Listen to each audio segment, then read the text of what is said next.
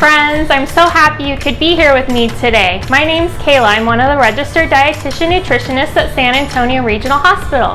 Today we are going to make a healthy, delicious, nutritious meal that you can have for lunch or dinner on a nice hot day, Cashew Soba Noodle Salad. It's good at room temperature and it's also good chilled, and you can easily pack it up and put it in your lunch for another day. So the main ingredients in this dish is soba noodles. Soba is actually Japanese for buckwheat. So they're a buckwheat noodle, but they also put some wheat flour in it because the wheat flour has gluten, so they don't stick as much. So this is an example of what it looks like in the grocery store. It comes in 3 little packets. And so we're just going to use about 1.5 of these packets. Here, I'll open it up so I can show you. They come in bundles.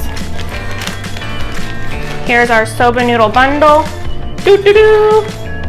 So we're going to use about 1.5 in our recipe today. They cook really fast, like 3 to 4 minutes. So you want to keep an eye on it when you're boiling it. And then you're going to rinse it and drain it and set those aside because we're going to put it in our salad.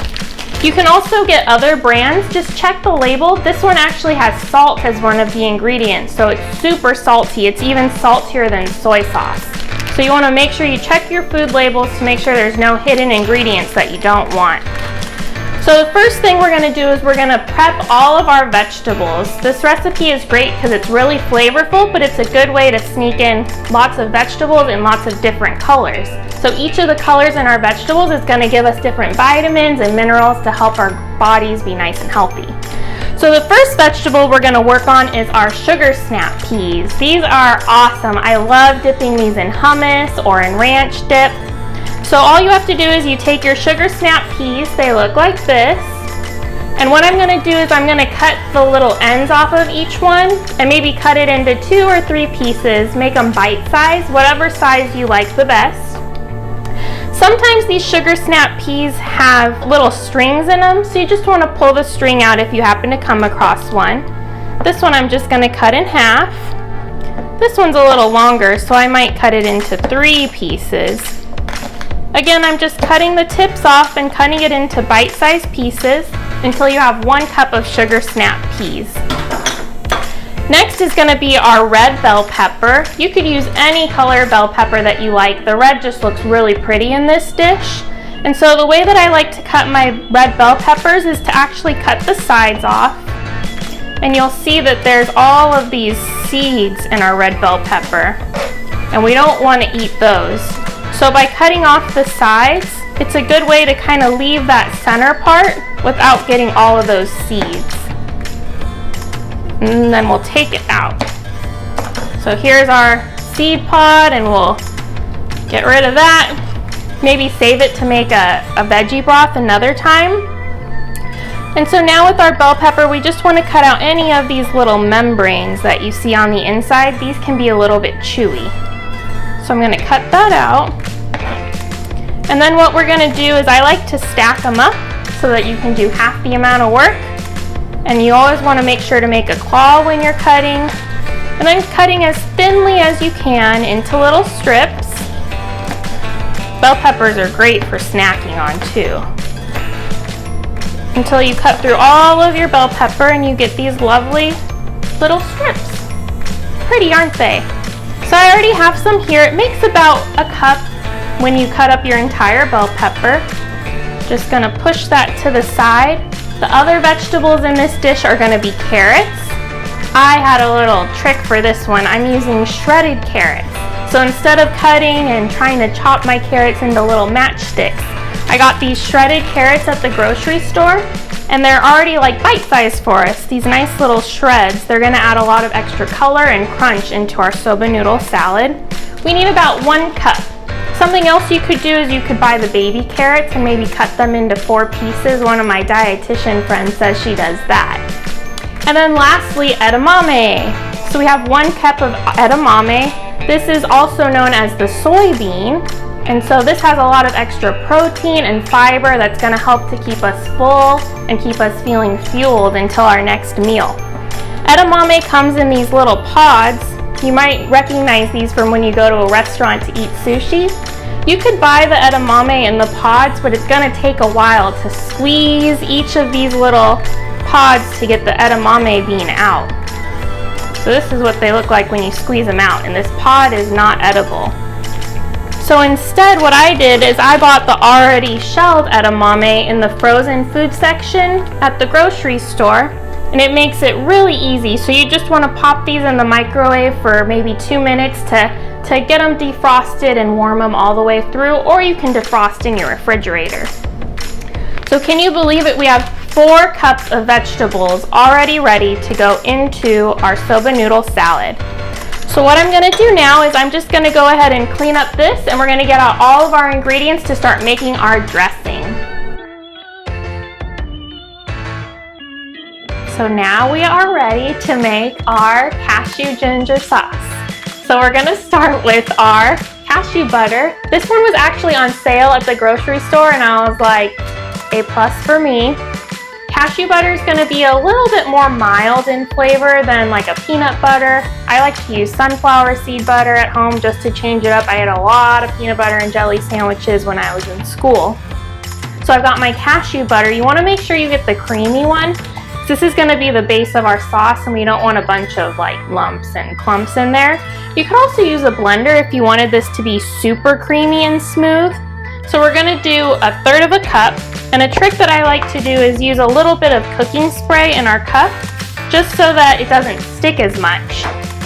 So we're going to go ahead and go in here and get our cashew butter out. We're doing 1/3 cup. So I'll just pour it in. Sometimes when you buy these natural nut butters, there's a little layer of oil on top. So what I do is when I'm storing it before I open it, I store it upside down with the cap on, of course, like this. And that kind of helps the oil come up to the top so that when you're ready to open it, it's easier to stir it all in. So we've got 1/3 cup of our cashew butter going in the bowl now. If you don't have cashew butter, it's totally okay to use peanut butter as long as you're not allergic to them, of course. So we've got 1/3 of our cashew butter in our bowl. Next, we're going to be adding all of our flavor components. So first, we're going to be doing our reduced sodium soy sauce. When you see something on the label say reduced, that means that it has 25% less of a certain component. In this case, it has 25% less sodium or salt than the regular version. So this is going to add our salty component, a little bit of flavor. We're adding 2 tablespoons here. So here's 1 tablespoon and 2 tablespoons. Perfecto. So we've got our soy sauce in, that's going to be our salty component. Next we're going to add our sweet component, which is going to be our maple syrup. You could also use honey or agave or just leave out the sweetener. This just adds a little extra sweet dimension. We're putting 1 tablespoon in today, and the darker the syrup, the more flavor there's going to be in our maple syrup. So we've got 1 tablespoon of the maple syrup in, and next we're going to add in some sesame oil. This adds a ton of flavor to our sauce, but a little bit goes a long way. We're only going to add 1 teaspoon of the sesame oil. And just make sure that when you get this sesame oil, to get the one that says toasted sesame oil, there's a lot of flavor in the toasted one. When we toast something, the heat brings out a lot of the flavor. If you got just the plain sesame oil, there's not as much flavor in that. So make sure you look for the word toasted. And then next we're going to add in 1/2 of a lime. Oh, and make sure you put this in the refrigerator because there's fat in it, and the fat can go bad if you just leave it at room temperature. Don't make the same mistake that I did. So with our lime, we want to just give it a little squeeze. That helps the little pulp inside to break so that it's easier to juice our lime. So we need about 1 tablespoon of this. Let me just cut it in half. So 1 tablespoon is about 1/2 of a lime. So I'm just going to squeeze it in. Feeling like a chef now. That's just going to add a little bit of citrus, kind of freshen up the sauce a little bit, and add a lot of good flavor. If you like things to be a little bit more citrusy, of course you could add more lime than that. So we've got our lime in, and next we're going to add in our garlic. So I have 1 clove of garlic. Again, if you like things to be a little garlickier, add more. If you don't like garlic, add less. We've got our bulb of garlic here. We're just using 1 clove. And so you have to peel garlic before you eat it. So what I'm gonna do is I'm gonna cut the end off here and cut the tip, and that makes it easier to cut the garlic. So I'm just cutting off one end, and then I'm gonna cut the other end off. And then I'm gonna kind of just cut along the edge here, just so that that peel can come off a little bit easier.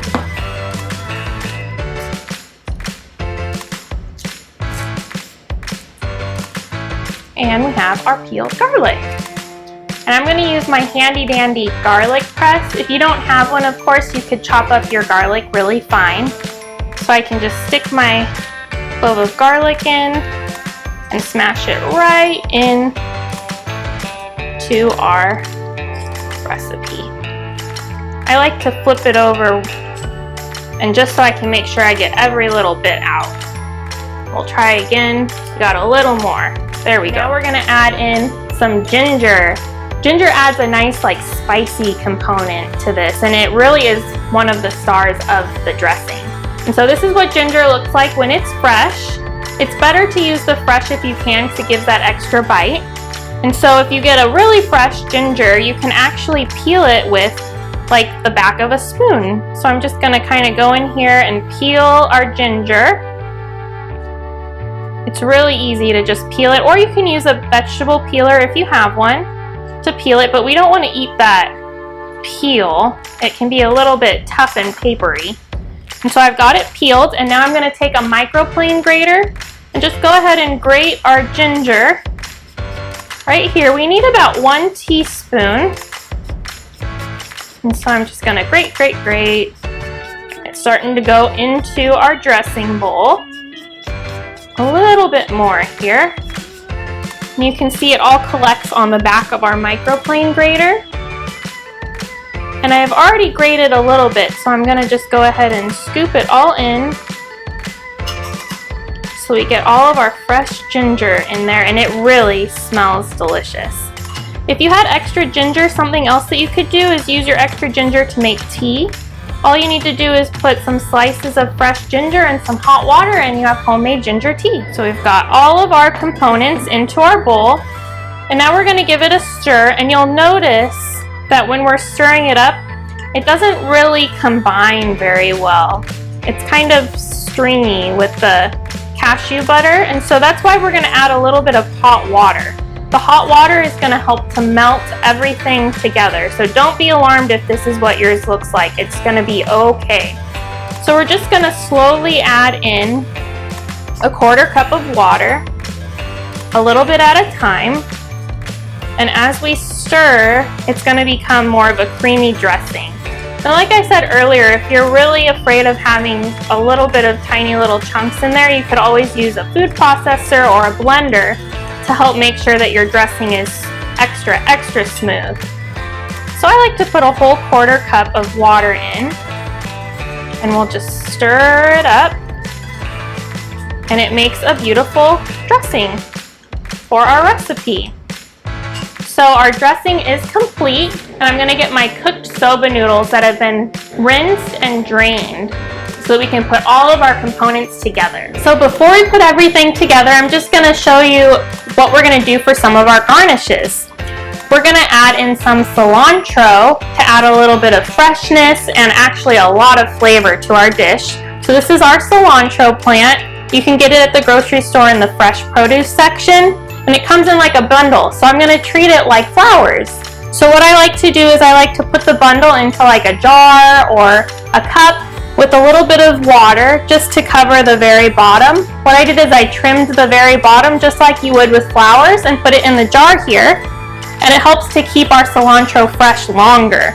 And you can actually take this bag that it comes in and put it over it, so it makes your own little cilantro plant that you can keep in the refrigerator to keep it fresh so that you can continue to use it for longer without it going bad. And so I'm just gonna break off a good bundle of the cilantro and chop it up.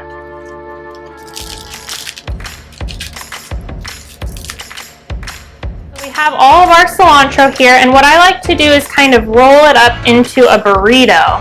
It makes it easier to cut it up so that it's not gonna roam away from us, and make sure you avoid those fingers. I'm gonna do kind of a rough chop to start, and then I'm gonna go back and make another burrito and chop it again. But we always want to protect our fingers and keep those safe. So I'm going to go through again and just with rocking motions, cut through our cilantro. You can even be hands-free and just let your knife do all of the work for you. And that looks pretty good to me. We just don't want to have any whole leaves in our finished product, but if you like whole leaves, you want to leave them whole, then go ahead and you do you.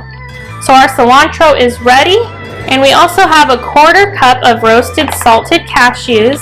And these are going to add a little bit of crunch to our final product. I like to chop them up a little bit. So you just do the same thing, kind of crunch them up with your knife so that they're in smaller pieces.